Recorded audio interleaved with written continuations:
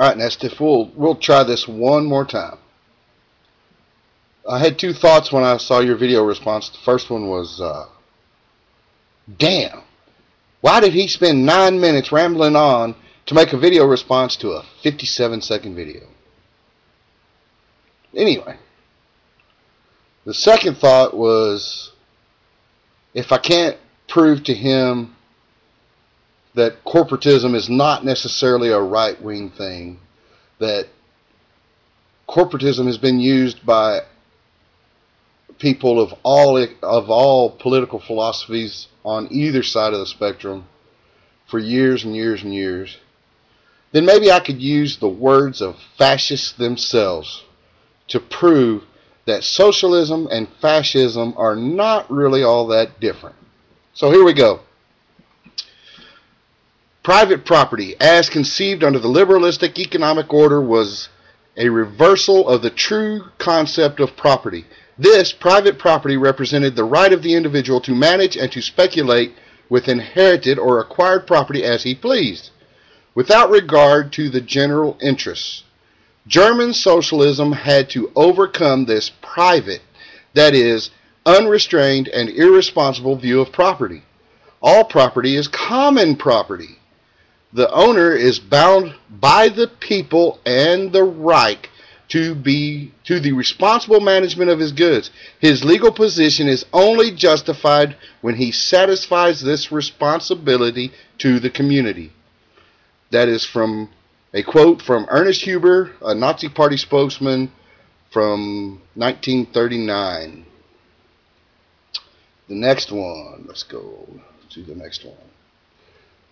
It is unnecessary that the individual should finally come to realize that his own ego is of no importance in comparison with the existence of his nation.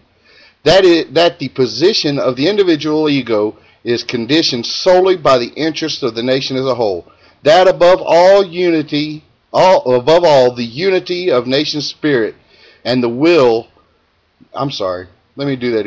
that above all the unity of the nation's spirit and will are worth far more than the freedom of the spirit and will of the individual. This state of mind, which subordinates the interests of the ego to the conservation of the community, is really the first premise for every truly human culture. This basic attitude form which such activity arises, we call, to distinguish it from egotism and selfishness, idealism. By this we understand only the individual's capacity to make sacrifices for the community, for his fellow man. Fascism stresses the necessity for which the older doctrines make little allowance of sacrifice, even up to the total immolation of the individuals on behalf of society. For liberalism, the individual is the end and the society is the means. Nor is it conceivable that the individual, considered in the dignity of an ultimate finality, be lowered to mere instrumentality. For fascism, society is the end, individual the means, and its whole life consists in using individuals as instruments for social ends. That's from Adolfo Rocco, Political Doctrine of Fascism, written August 30th, 1925. Now, this is the last quote I'm going to do. These are all fascists. I have learned a great deal from Marxism, as I do not hesitate to admit. The difference between them and myself is that I have really put into practice what these peddlers and pin pushers have timidly begun. I had only to develop logically what social democracy repeatedly failed in because of its attempt to realize its evolution within the framework of democracy.